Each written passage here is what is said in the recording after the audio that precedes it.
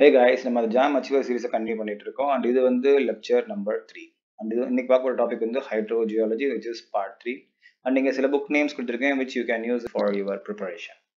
Welcome to my channel Success Guru and myself Panchanadam and let's get into the heading.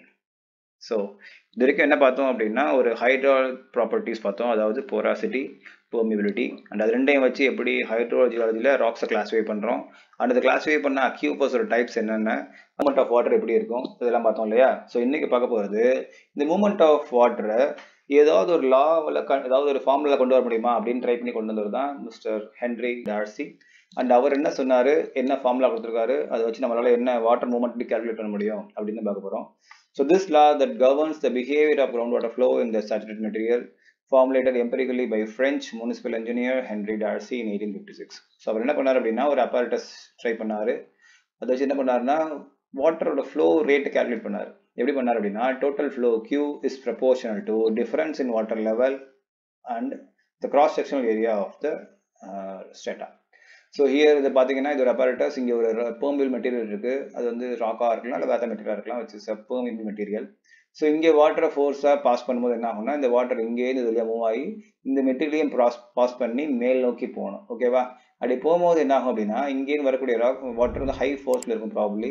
So இதை தாண்டி இங்கே போகும்போது இங்கே இந்த மெட்டீரியல் தாண்டும்போது என்ன ஆகும்னா இதில் ப்ரெஷர் கம்மியாக கண்டிப்பாக ட்ராப் ஆகும். அப்படி ட்ராப் ஆகும்போது என்ன ஆகும்னா இங்கே இருக்கிற ப்ரெஷர் மாதிரி இங்கே இருக்காது. ஸோ இது என்ன சொல்லுவாங்கன்னா டிஃபரன்ஸ் இன் ஹெட் அப்படின்னு சொல்லுவாங்க, அல்லது difference which results in difference in water level. பார்த்தீங்கன்னா தெரியும் இந்த இடத்துல இருக்க ப்ரெஷர்னால வாட்டர் இவ்வளோ ஹைட் போயிருக்கு, வேற இங்கே இருக்கிற ப்ரெஷர்னால பார்த்தீங்கன்னா வாட்டர் இந்த ஹைட் தான் போயிருக்கு. ஸோ இந்த டிஃபரன்ஸ் இருக்கு இல்லையா, இதுதான் வந்து difference in water level or difference in head அப்படின்னு சொல்லுவாங்க. ஓகேவா, ஸோ என்ன சொல்றாரு அப்படின்னா இந்த டோட்டல் ஃப்ளோ வெளில வருது இல்லையா, இது எப்படி இருக்கும்னா இந்த டிஃபரன்ஸ் இன் ஹெட் அல்லது டிஃபரன்ஸ் இன் வாட்டர் லெவலுக்கு டைரக்ட் ப்ரொபோர்ஷனாக இருக்கும். விச் மீன்ஸ் இந்த டிஃபரன்ஸ் வந்து அதிகமாக water flow will be very high and difference கம்மியாச்சு அப்படின்னா water flow will be comparatively less. ஓகேவா, இது ஃபர்ஸ்ட் ரிலேஷன். ரெண்டாவது என்ன சொல்றாரு அப்படின்னா it is directly proportional to the cross sectional area. So இது வந்து 3 dimensional ஆப்ஜெக்ட், நான் கிராஸ் இப்படி பார்க்குறோம். ஸோ இது குறு கட் பண்ணோம் அப்படின்னா அதுக்கு ஒரு ஏரியா கிடைக்கும் இல்லையா, அதுவே கிராஸ் செக்ஷனல் ஏரியா. ஸோ இது ஒரு மேபி ஒரு சிலிண்டர் ஷேப்பில் இருக்கலாம்னு வச்சுப்போம். ஸோ இந்த சிலிண்டர் ஷேப்புக்கு கிராஸ் செக்ஷன் ஏரியா ஒன்று இருக்கும் இல்லையா, நம்ம சைட்லேருந்து பார்க்குறோம், திருப்பி பார்த்தோம்னா உள்ளுக்குள்ள சர்க்கிளாக தெரியும் இல்லையா. ஸோ அந்த கிராஸ் செக்ஷனல் ஏரியா பொறுத்தும் இந்த ஃப்ளோ இருக்கும். எப்படி இருக்கும் அப்படின்னா கிராஸ் செக்ஷன் ஏரியா கூட flow will be higher, cross section area குறைய flow will be lower. So இது வந்து ரெண்டாவது ரிலேஷன்ஷிப். அண்ட் மூணாவது என்ன சொல்கிறார் அப்படின்னா it is inversely proportional to column's length. So இங்கே யூஸ் பண்ணுறீங்க இல்லையா அக்யூஃபர் அல்லது போரஸ் மீடியம் அல்லது ராக், இதோட லென்த் எவ்வளோ இருக்கோ அதை பொறுத்து இதோட வெலாசிட்டி கூடும் அல்லது குறையும். ஃபார் எக்ஸாம்பிள் இதோட லென்த் கூடுச்சு அப்படின்னா வெலாசிட்டி ட்ராப் ஆகும், இந்த லென்த் குறைச்சாங்க அப்படின்னா velocity will be higher. So இதான் என்ன கண்டுபிடிச்சாரு total flow is proportional to difference in head, அது மட்டும் இல்லை ஏரியா ஆஃப் கிராஸ் செக்ஷன், இது ரெண்டும் டைரக்ட் ரிலேஷன்ஷிப்பு, and inverse proportional to the length of the column. So இது மூணுத்தையும் நம்ம முடிவு பண்ணிட்டோம் அல்லது மூணுத்தையும் கண்டுபிடிச்சிட்டோம் அப்படின்னா நம்மளால எந்த ஸ்பீடில் வாட்டர் வெளில வரும் அப்படிங்கிறத கண்டுபிடிக்க முடியும். ஸோ இது ஒரு முக்கியமான ப்ராப்பர்ட்டி. ஏன்னா நம்ம வெல் ட்ரில் பண்ணும்போது அந்த அக்யூஃபரோட ஈல்டு வந்து கனெக்ட் பண்ணுவாங்க ரைட்டா, அந்த ஈல்டுக்கு இந்த ப்ராப்பர்ட்டிஸ் இல்லை ஃபார்முலா யூஸ் பண்ணி சொல்லலாம் இந்த வெல் வந்து எத்தனை வருஷம் வரும்னு கனெக்ட் பண்ண முடியும். ஓகேவா, so this is what he was trying to explain. So என்ன சொல்றாரு அப்படின்னா Q is equal to KA H1 minus H2 where Aங்கிறது area of cross section, H1 minus H2 அப்படிங்கிறது ஹைட்ராலிக் டிஃபரன்ஸ் அல்லது ஹெட் டிஃபரன்ஸ், Lங்கிறது இந்த length of this maybe whatever the material they are used, and K is the proportionality constant. திருப்பி மாற்றி என்ன எழுதலாம் அப்படின்னா Q is equal to minus KA DH by DL. DH by DL என்ன meaning அப்படின்னா hydraulic gradient அப்படின்னு சொல்லுவாங்க. இந்த ஹைட்லேருந்து இந்த ஹைட் குறையணும், இந்த டிஸ்டன்ஸ் மாறணும் இல்லையா. ஸோ என்ன ஹைட் டிஃபரன்ஸ் எவ்வளோ டிஸ்டன்ஸ் மூவ் பண்ணணும், இங்கேருந்து மூவ் ஆகுது இல்லையா. ஸோ இதையும் கிரேடியன்ட் டேர்ம் யூஸ் பண்ணலாம். So that is mentioned as DH by DL. அது முன்னாடி மைனஸ் சைன் போட்டிருக்காங்க. ஏன் அப்படி போட்டிருக்காங்க அப்படின்னா எந்த இடத்துல ஹெட் டிஃபரன்ஸ் கம்மியாக இருக்கோ அதை நோக்கி தான் வாட்டர் மூவ் ஆகும். ஸோ இதை விட இது வாட்டரோட ஹைட் கம்மியாக இருக்கு இல்லையா, ஸோ ஆட்டோமேட்டிக்காக வாட்டர் இங்கேருந்து இது நோக்கி மூவ் ஆகும். இதே உல்ட்டாவாக இருந்துச்சுன்னா வாட்டர் மேலேருந்து கீழே தான் வரும். அண்ட் இதுதான் முக்கியம். இதனால தான் வந்து நீங்கள் கிணத்துல தண்ணி எடுக்கும்போது என்ன ஆகும்னா உங்கள் தண்ணியோட ஒன்று சொல்கிறது ஹெட் ஹைட் வந்து கம்மியாகும் இல்லையா, கீழ் நோக்கி இறங்கும். அப்போ என்ன ஆகும், சுற்றி இருக்கிற அக்யூஃபர்லேருந்து வாட்டர் உங்கள் கிணறு நோக்கி வருது இல்லையா. ஸோ இந்த ப்ராப்பர்ட்டி தான் அது காட்டுது, வேறு எதுவும் இல்லை. ஸோ இதனால தான் அப்படி மூவ் ஆகுது அப்படின்னு மென்ஷன் பண்ணுறாங்க. அது அடுத்த கொஸ்டின் வரும், இது எல்லாத்துக்கும் அப்ளிகபிள் ஆகுமா அப்படின்னு. அப்படி இல்லை. இந்த டார்சிஸ் லா வந்து applicable only for laminar flow அப்படின்பாங்க. ஸோ பொதுவாக ஃப்ளூயிட் மூவ்மெண்ட்டை ரெண்டாக பிரிக்கலாம். ஒன்று வந்து டர்புலன்ட் ஃப்ளோ, இன்னொன்று லேமினார் ஃப்ளோ. இது ரெண்டாக பிரிக்கிறதுக்கு மெயின் ஃபார்முலா என்ன யூஸ் பண்ணுறாங்க? ரெனால்ட்ஸ் நம்பர்னு யூஸ் பண்ணுறாங்க. Reynolds number is equal to rho v d by nu. ஓகேவா? ஸோ ரெனால்ட்ஸ் நம்பரில் ஒன்றை விட கம்மியாக இருந்துச்சுன்னா அதுக்கு பேர் லேமினார் ஃப்ளோ. இங்கே அவங்க ஃப்ளூயிடோட ப்ராப்பர்ட்டிஸ் போட்டிங்க அப்படின்னா ஆன்சர் வரும் இல்லையா? ஸோ ரோ அப்படிங்கிறது டென்சிட்டி ஆஃப் த வாட்டர் அல்லது லிக்விடு, விங்கிறது வெலாசிட்டி, அண்ட் டி அப்படிங்கிறது இங்கே mean grain size, and nu அப்படிங்கிறது dynamic viscosity of the water அல்லது ஃப்ளூயிட். ஓகேவா? ஸோ இந்த வேல்யூ சப்ஸ்டிட் பண்ணும்போது என்ன ஆகும் அப்படின்னா ஒரு ஆன்சர் கிடைக்கும். அந்த ஆன்சர் வந்து லெஸ் தென் 1 இருந்துச்சு அப்படின்னா that is called as a laminar flow where flow will be very less. இதுவே மோர் தென் 1 இருந்துச்சு அப்படின்னா that is called as a turbulent flow. And Darcy's law is applicable for the liquid that moves in laminar flow. So எந்த லிக்விட்லாம் laminar flow வெலாசிட்டிக்குள்ளே move ஆகுதோ அங்கே மட்டும்தான் Dwarshuis லா applicable ஆகும். So உங்களுக்கு question வரும், கிரவுண்ட் வாட்டர் என்ன வெலாசிட்டி டர்புலன்ட் ஃப்ளோவில் போக வாய்ப்பு இருக்கா அப்படின்னு கேட்டிங்கன்னா இருக்குது. ஏன் அப்படின்னா லைம்ஸ்டோன் கேவ்ஸ், கேவன்ஸ் சொல்கிறோம் இல்லையா, ஸ்டாலக்டைட் இருக்கும், ஸ்டாலக்டைட் படிச்சிருக்கோம் இல்லையா. ஸோ அங்கே வாட்டர் மூவ் ஆகும்போது that will not be slow. ஏன்னா அது ஓப்பன் ஸ்பேஸ் தானே, வாட்டர் ஃப்ரீயாக தான் மூவ் ஆகும். அண்ட் ஒன் செகண்ட் அது தரை கீழே தான் இருக்குது. So we'll use to call it as a ground water, ரைட்டா? ஸோ அங்கே இந்த டார்சிஸ் லாலாம் அப்ளிகபிள் ஆகாது. ஸோ அந்த மாதிரியான லேமினார் ஃப்ளோவை தாண்டி எதெல்லாம் போகுதோ அங்கே இந்த ஃபார்முலா யூஸ் பண்ணி KAH1 - H2 எல்லாம் போட்டால் எந்த ரிசல்ட்டும் வராது, வந்தால் தப்பாக தான் இருக்கும். ஓகேவா? Is that clear? ஓகே, இது போக சில டேர்ம்ஸ் இருக்குது ஹைட்ரோஜியாலஜியில், அதையும் பார்ப்போம். அண்ட் ரிலேஷன்ஷிப் பார்ப்போம். அடுத்து பார்க்க வேண்டிய டேர்ம் என்னன்னா ஹைட்ராலிக் கண்டக்டிவிட்டி. இதுவும் கிட்டத்தட்ட நீங்கள் போன ஸ்டைலில் படித்த பெர்மியபிலிட்டி மாதிரி தான், ரெண்டு கிட்டத்தட்ட சேம் தான். என்ன படிச்சிங்க பெர்மியபிலிட்டியில்? The ability of a rock to transmit வாட்டர்னு படிச்சிருப்பீங்க. ஒரு பாறையினால எவ்வளோ வாட்டர் பாஸ் பண்ண முடியுமோ அதுக்கு பேர் பெர்மியபிலிட்டி. வேற ஹைட்ராலிக் கண்டக்டிவிட்டி அப்படிங்கிறது என்னன்னா அந்த லிக்விட் இருக்கு இல்லையா, அதாவது வாட்டரோ இல்லை வேறு ஏதோ ஃப்ளூயிடோ, அந்த ஃப்ளூயிடோட ப்ராப்பர்ட்டி முக்கியம் இல்லையா மூவ் ஆகி போகிறதுக்கு. ஸோ அந்த வாட்டரோட ஹார்ட்னஸ் கூட இருக்குது, அதாவது உப்புத்தன்மையாக இருக்குது அப்படின்னா ஒரு ஃப்ரெஷ் வாட்டர் மூவ் ஆகிற ஸ்பீடில் சால்ட் வாட்டரால் மூவ் பண்ண முடியாது. கரெக்டாக? ஸோ இந்த மாதிரி அந்த rock as well as the liquid ரெண்டும் சேர்த்து என்ன ரெண்டோட ப்ராப்பர்ட்டியும் சேர்த்து வச்சு என்ன ஸ்பீடில் பாஸ் ஆகும் அப்படின்னு கனெக்ட் பண்ணி சொன்னோம்னா அதுக்கு பேர் hydraulic conductivity. It is a measure of material's ability to transmit water through its pore space or fracture. It depends on both property of the material and the property of the fluid such as viscosity and density. So அதான் போட்டிருக்காங்க.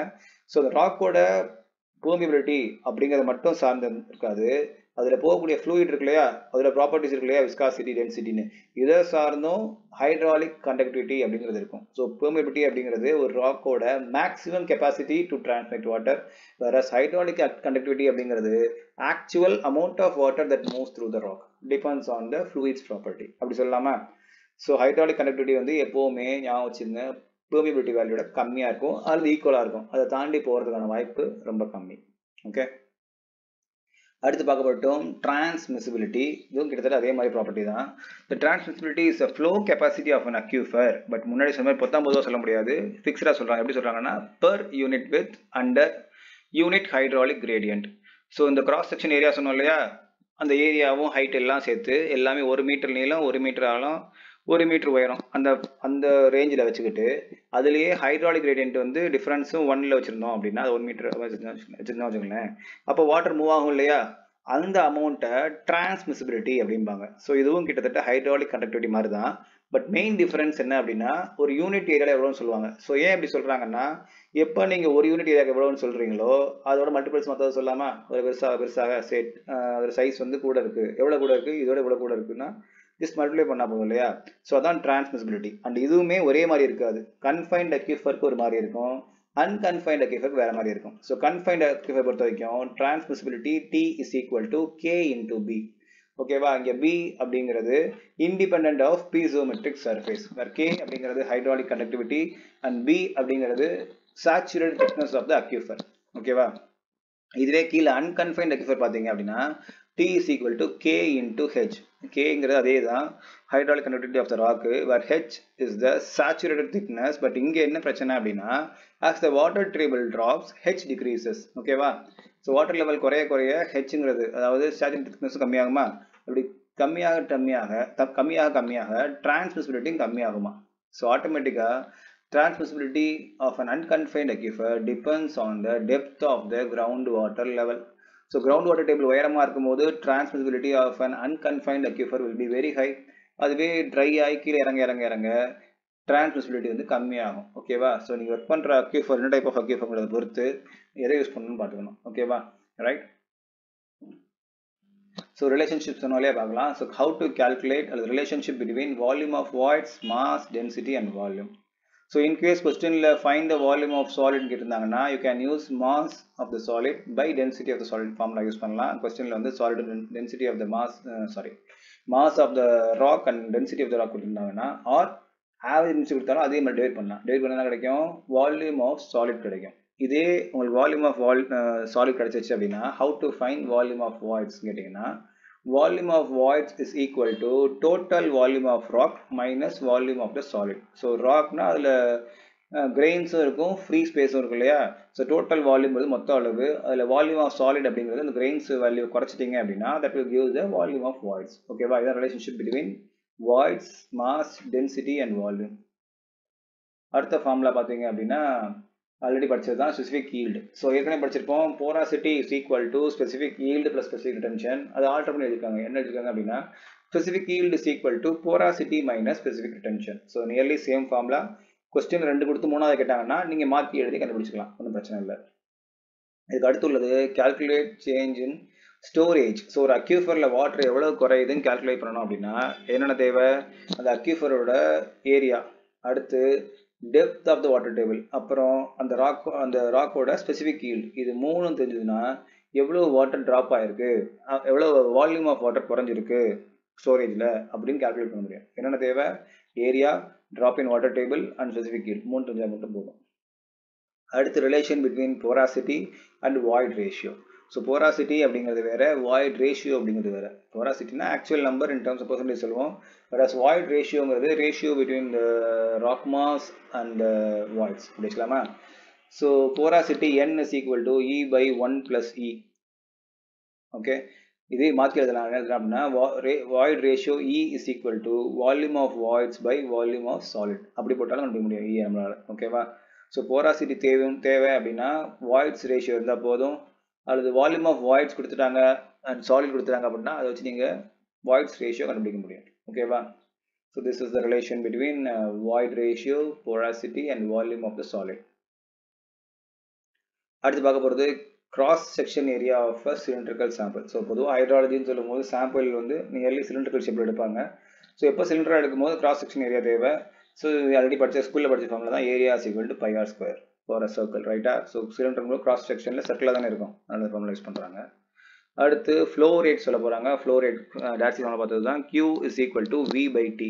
V அப்படிங்கிறது volume of water collected and Tங்கிறது time. So எவ்வளோ volume of water எவ்வளோ நேரத்தில் கிடச்சிது அப்படின்னு divide பண்ணி சொன்னீங்கன்னா அது சொன்னால் தான் flow rate per minute R per second கண்டுபிடிக்கலாம். ஓகேவா? சரி, 10 நிமிஷத்துக்கு 10 லிட்டர் கிடச்சிதுன்னா 1 நிமிஷத்துக்கு 1 லிட்டரா? ஸோ அதுதான் ஃப்ளோ ரேட்டு குறிக்கும். அண்ட் லாஸ்ட்டாக உள்ளது coefficient of permeability K which is equal to Q by I. So Qங்கிறது என்னதுன்னா ஆல்ரெடி சொன்னது தான் டிஸ்சார்ஜ் பர் யூனிட் ஏரியா அல்லது flow rate. By hydraulic gradient சொன்னது தான் DH by DL சொன்னோம் இல்லையா? Head difference by length of the medium. அதுதான் இங்கே வரும் ஹைட்ராலிக் கிரேடியன்ட் அப்படிங்கிறது DH by DL. அது கொஸ்டினில் கொடுத்துட்டாங்க அப்படின்னா இதை வச்சிடலாம். K என்னன்னா Q by I அப்படிங்கிறது. Is that clear? எவ்வளோ டவுட் இருந்தால் கேளுங்க. We will try to make detailed video on this. And I think ஹைட்ரோஜியாலஜியில் ஆல்மோஸ்ட் எல்லாத்தையும் முடிச்சிட்டேன்னு நினைக்கிறேன். இது 1-2 மிச்சம் இருந்துச்சுன்னா அதை சேர்த்து வச்சு லாஸ்ட் வீடியோவாக அதில் போட்டு முடிச்சிடுவோம். எது மிஸ் ஆக சொல்லுங்கள் கமெண்ட் செக்ஷனில். I will try to add that in the upcoming video. And இந்த இருக்க 2005 ஸ்டார்ட் பண்ண கொஸ்டின். ஸோ இந்த பேஜில் ஒரு 5 கொஸ்டின், இதில் ஒரு 5 கொஸ்டின், இதில் ஒரு 2 கொஸ்டின், மொத்தம் 12 கொஸ்டின் இருக்காங்க. நம்ம பார்த்த சில ஹெட்டிங்ஸ்லேருந்து ட்ரை பண்ணி பாருங்கள். டவுட் இருந்தால் கேளுங்க. அண்ட் இந்த கொஸ்டின் என்னோட கூகுள் பிளாக்லையும் ஷேர் பண்ணியிருக்கேன் வித் கீ. ஸோ ட்ரை பண்ணி பார்த்து கஷ்டமாக இருந்தாலும் டவுட் இருந்தாலும் கேளுங்க. Will try to solve it again. ஓகேவா? அந்த கொஸ்டின்ஸ் பிரித்து கொடுத்த என்னோட students Solaiyammal and Muthumari, thank you for them. And thanks for வாட்சிங். Have a great day.